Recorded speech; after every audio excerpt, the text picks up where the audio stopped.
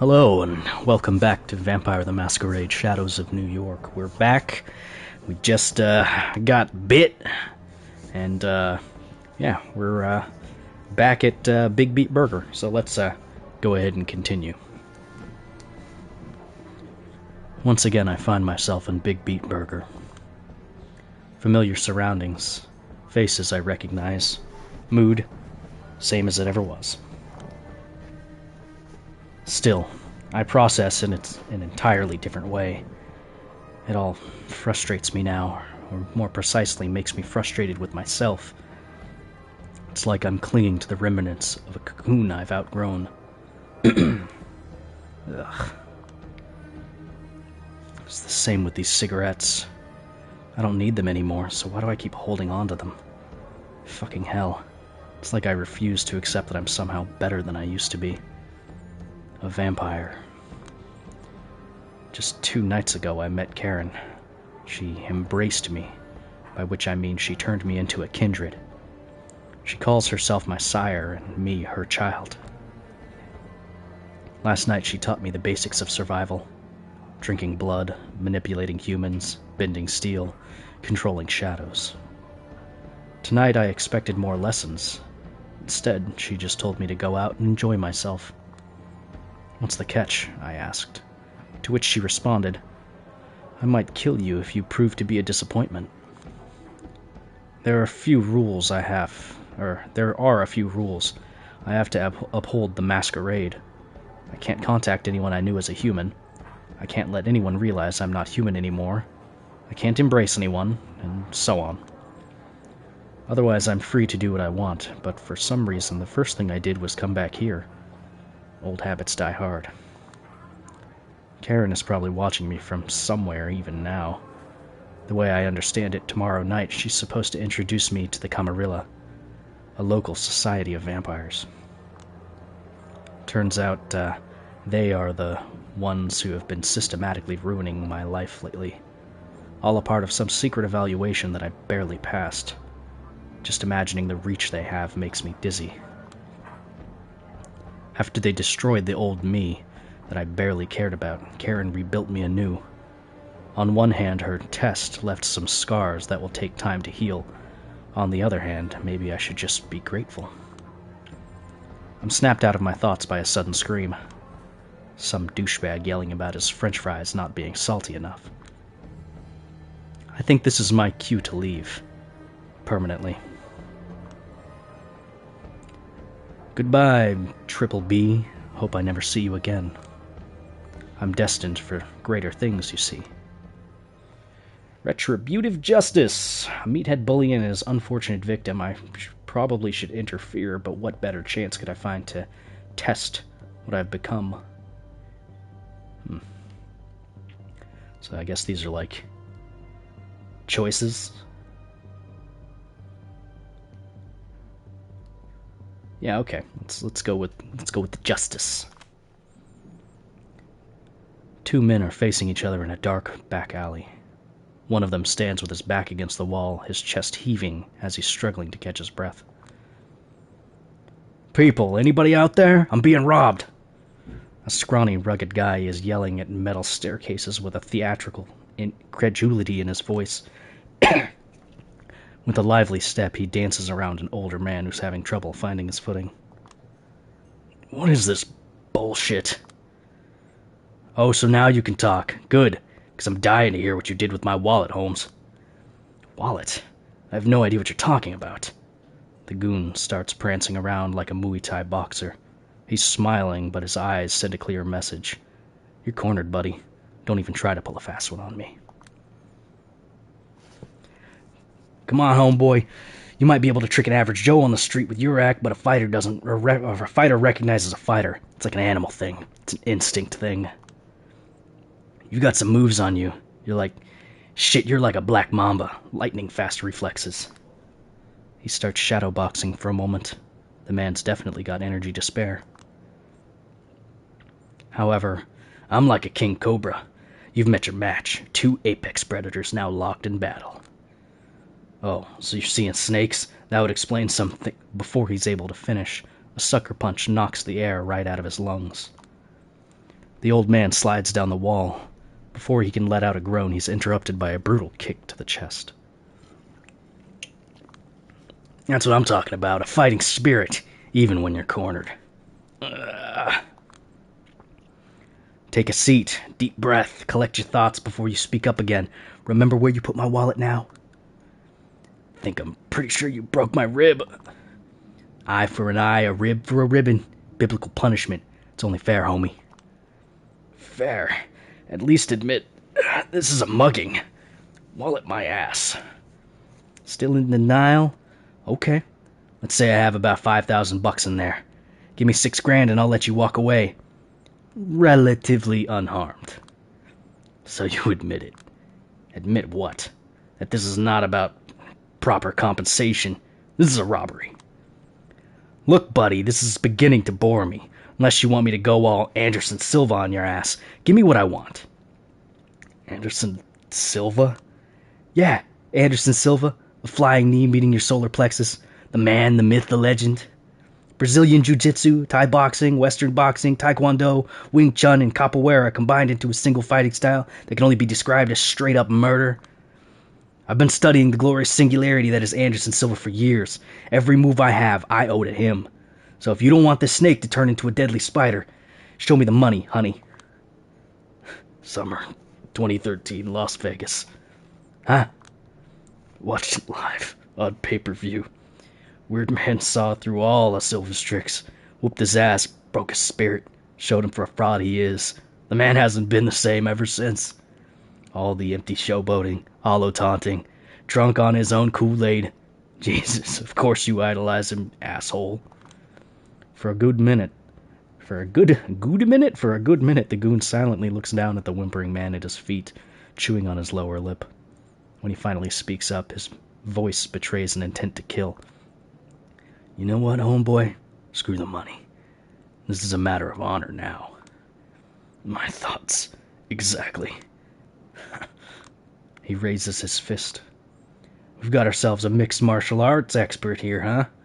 For your own sake, I hope you can back that talk with some self-defense skills, homie.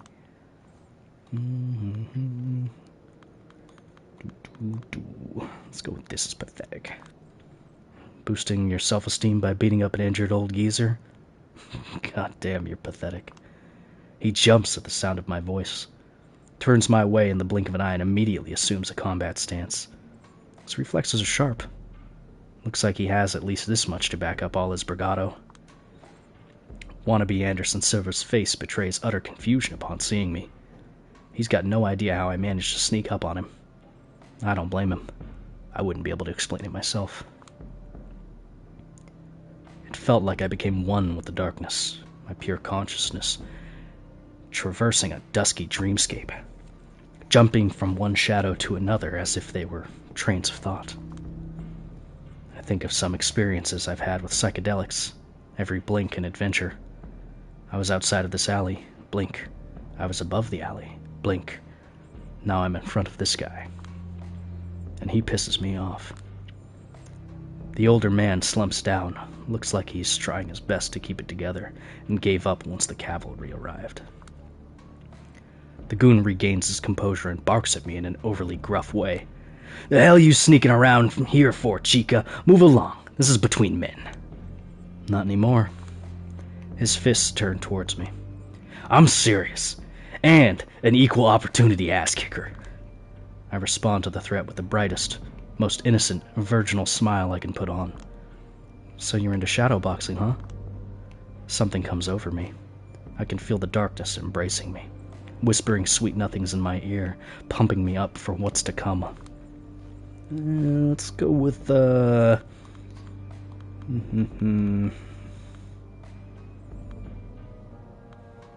go with a low-spinning sweep. I've always wanted to try this. I zoom in, duck under his fist, and sweep him off his feet with a powerful roundhouse kick. It's probably the dumbest, flashiest thing I could have done, but I'm feeling more confident than ever. He flies into the air, only managing not to fall because of the wall behind him. I know what he's thinking. I should have blocked it, and he absolutely should have. But instead he just flailed his arms helplessly as if he suddenly found himself in front of an oncoming train. a primal expression of fear that suddenly and completely took him over. I don't know how I look right now, but judging by his expression, my best guess is like the gaping maw of some primordial beast. I follow up with the surprise attack with another punch to the solar plexus, or at least my nearest estimate. Once again, the effect terrifies even myself. Looks like my hunch was correct, and I hit the right spot. He falls to the floor, whining like a wounded animal, tears streaming down his face. I let him collect himself a bit and then grab him by his chin. Learn to choose your battles, homeboy. Let me go! For Christ's sake, just let me go! I kick him in the direction of the alley entrance. He staggers off, quickly disappearing from my sight. I check on his victim. Looks like he's conscious. Wow, you whooped his ass, girl. But hasn't noticed anything out of order. Good.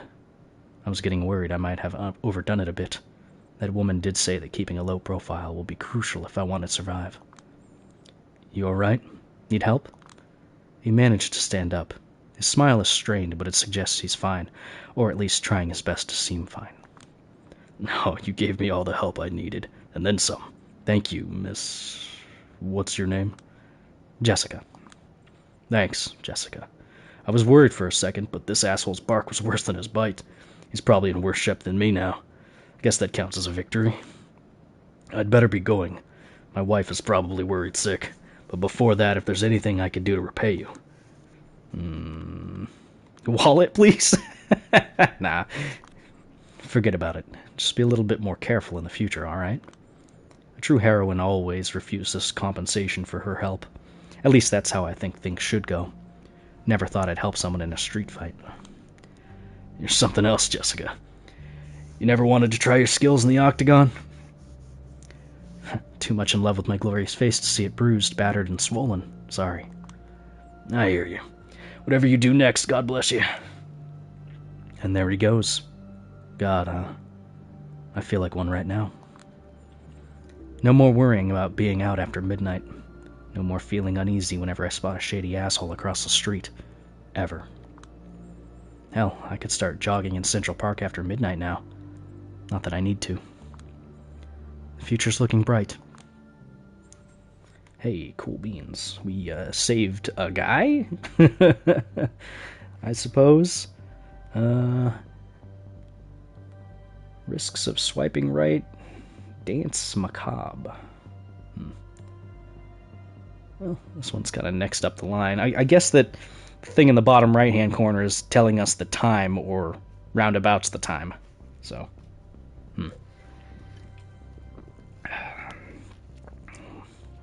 I don't know. Let's do dance. Time to swing a little more on the devil's dance floor. The club beckons. This club reeks of death, and I love it. I've been here quite a few times, but I've never seen anything this breathtaking. Everyone around me is whacked out of their minds, and as they keep dancing madly, the spirits dance beside them. Spectral silhouettes phase in and out of existence, becoming more visible the more intense the music grows. It looks like a bizarre ritual, a profane mass. I notice it's the voice samples the ghosts react to the strongest. The most suggestive ones cause them to appear distorted, even tormented. It's as if something was struggling to be born out of the harsh sounds and the dead were hoping to be reborn alongside it. They're all uneasy, quivering with desire for something far beyond their reach, probably the same as when they were alive. Sometimes the living dancers spot their dead counterparts. It's usually the most manic ones who notice something out of the corner of their eye, for only a split second, but never realize what they've glimpsed. Some apparitions dance to a completely different tune than the rest of us, one only they can hear. Those seem the saddest. The specter is eerie. At times it's unbearably melancholic, and above all, it's beautiful. I keep on moving to the rhythm until I reach a trance-like state, and then something even stranger happens. Every now and then I brush against someone, A fragmentary vision appears before my eyes. A car burning on a freeway, an outstretched hand in the depths of the sea, a man jumping out of a skyscraper window. Memories of the past? Preventable visions of the future? I have no idea what it means, but I'm strangely eager to find out. And then there are dancers like her. One that aren't ghosts, humans, or even vampires, but something else altogether. This new world is full of mysteries, and I plan to get to the bottom of them all. But for now, I just want to dance.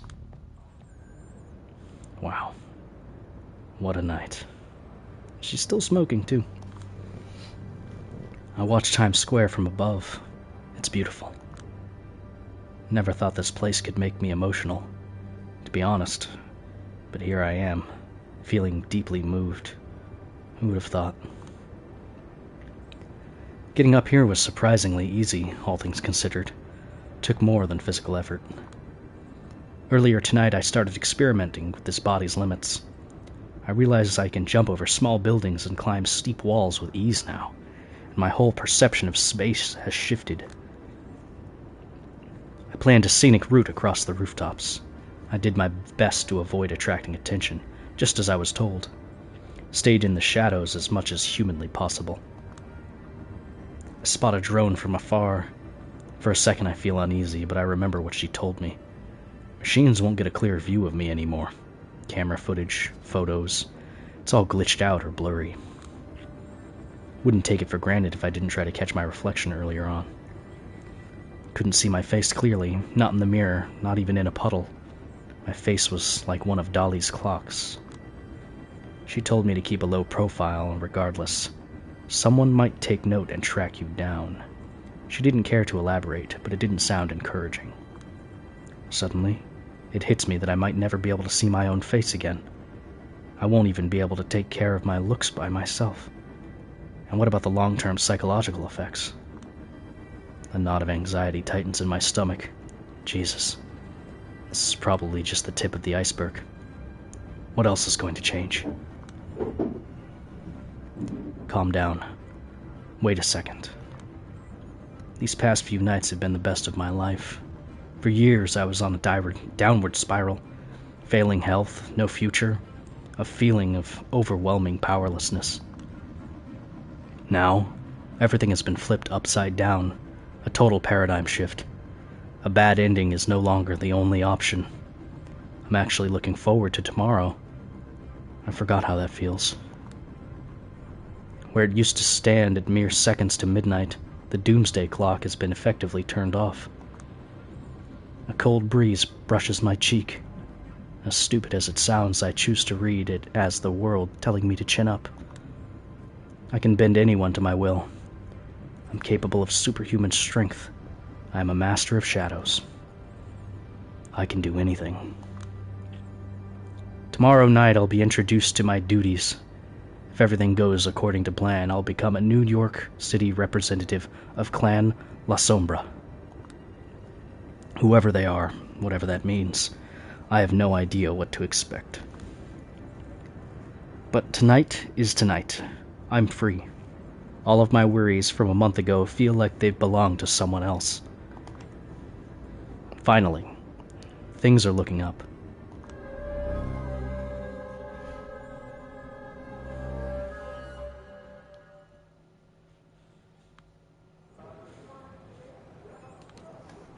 Yeah, okay. It seems like a good place to end that episode. Wasn't as long as the first episode, but that's fine. Anyway, if you guys liked it, feel free to hit that like button, leave a comment down below, so on and so forth. I'm going to try and get one more episode out of here before my throat falls apart. It's already sounding a little rough. But anyway, I will see you in the next one. Bye-bye.